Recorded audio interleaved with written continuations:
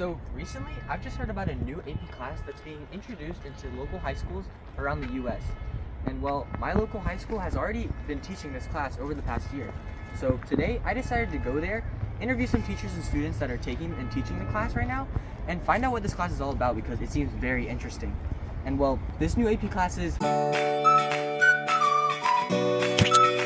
So AP Lunch is basically just kind of a deep dive into the, I guess you could say, modern view of lunch, really.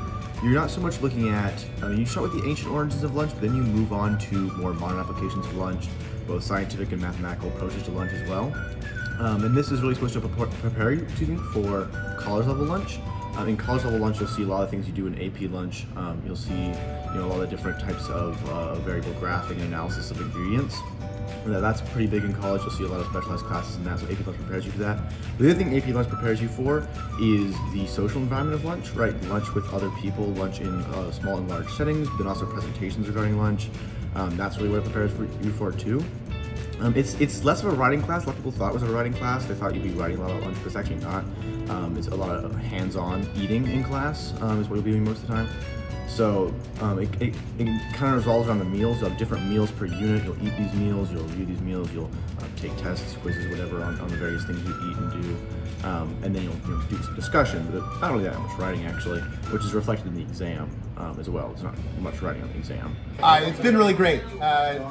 It was a subject at the beginning of the year that students were reluctant to buy into, but I think the quality of the authentic assessments that are baked in and being able to tie it to so many different areas of interest, history, science, nutrition, it's really helped sell kids on the difficult work of AP Lunch. Well, the argument always comes up with AP classes that it's worth college credit, and of course AP Lunch is worth an entire associate's degree, but that's not why students are taking AP Lunch, right? They're taking it because they're learning more about themselves as eaters, as members of an eating community, as people who are around food on a pretty regular basis. The biggest selling point for me when I was approached to teach AP Lunch was the passion that students had for things like sandwiches, the pastas, cereals, hamburgers, soup is one of them also. Fruit salads, vegetable salads, snack mix. A lot of the reason I teach this class is because of snack mixes, in fact. I've been taking lunch classes for a while now, and I think that it was finally time to step up my game and take a harder class like AP Lunch. Learning a lot of new things in this class I did not know before, like in Unit 6, lunch lines, types and techniques. Learning a lot about how to properly eat and also how to make sure I get in line fast enough to get lunch, eat it quickly, and have a lot of fun. Taking AP Lunch has been a very valuable experience. I believe that it has prepared me for lunch in the outside world after I leave school. Lunch isn't just going to be handed to me. So the various lessons in building your own lunch from the ground up, budgeting your options, looking at how you can create a lunch off of a low budget, and as well as producing your own lunch ideas. Brainstorming lunch ideas is something that I was struggled with in the beginning. It's kind of a new concept to me, but with teacher guidance, I really caught on very quickly, and I believe that this will help me out in the future. So working together in class, and AP Lunch especially, is very, very interesting. As a German as you are, and a Canadian that I am, it's very interesting being an international student coming to America and seeing these differences. Like we can talk about different languages as well. Yeah, exactly. I mean, AP Lunch is the best class. I think I made the best choice by choosing this class, and I'm very excited to be working with this theory of lunch.